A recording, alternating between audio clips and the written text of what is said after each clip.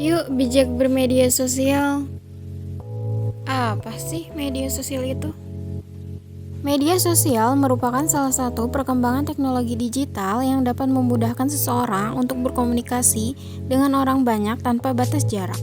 Jadi, hampir semua masyarakat Indonesia memiliki dan menggunakan media sosial sebagai sarana menyampaikan dan memperoleh informasi loh. Pengguna media sosial berdasarkan umurnya, yang pertama umur 13 sampai 17 tahun sebesar 12,5%, yang kedua umur 18 sampai 24 tahun sebesar 30,7%, yang ketiga umur 25 sampai 34 tahun sebesar 34,1%, yang keempat 35 sampai 44 tahun sebesar 13,1%, yang kelima umur 45 sampai 54 sebesar 5%, yang keenam umur 55 sampai 64 tahun sebesar 1,7%, dan yang terakhir umur 65 ke atas sebesar 2,4%. Nah, lanjut ke presentasi penyalahgunaan media sosial. Sepanjang Januari hingga September 2020, setidaknya ada 937 kasus yang dilaporkan. Dari 937 kasus tersebut, ada 3 faktor kasus yang angka tertinggi, yaitu kasus provokatif, hate content, dan hate speech, yaitu sekitar 473 kasus atau 50,5%. Kemudian disusul oleh penipu online dengan 259 kasus atau 27,60%, dan konten pornografi dengan 82 kasus atau sebesar 8,8%. Selanjutnya ada kasus dan dampak bersosial media yang tidak bertanggung jawab. Nah, yang pertama ada hate content dan hate speech. Konten dan ujaran kebencian banyak dilakukan seseorang, baik individu maupun kelompok tertentu.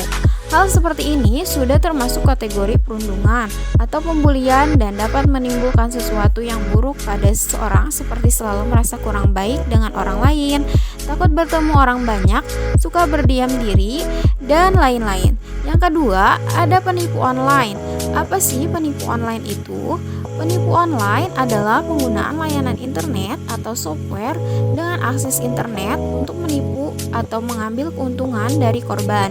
Misalnya mencuri informasi personal yang bisa memicu pencurian identitas. Nah, contoh penipuan online itu bisa saat membayar tagihan, berbelanja online, melakukan reservasi online, dan lain-lain. Konten pornografi. Konten pornografi di Indonesia telah menjadi hal yang sangat umum karena sangat mudah diakses oleh setiap kalangan masyarakat. Pemerintah telah melahirkan sebuah Undang-Undang Nomor 44 Tahun 2008 tentang pornografi tersebut. Jadi, gimana sih etika yang benar menggunakan media sosial? Media sosial hadir untuk dapat digunakan dalam hal-hal baik atau buruk. Nah, seiring pesatnya media sosial, meningkatnya juga kejahatan cyber, maka dari itu adanya kontrol dari orang tua sangat dibutuhkan untuk perkembangan anak dan remaja. Media sosial juga merupakan tempat bertemunya banyak orang, maka dari itu bahasa sopan dan santun terhadap lawan bicara perlu diterapkan agar tidak menyinggung perasaan lawan bicara di media sosial. Berkumpulnya orang di belahan dunia menjadikan ladang informasi yang luas di media sosial.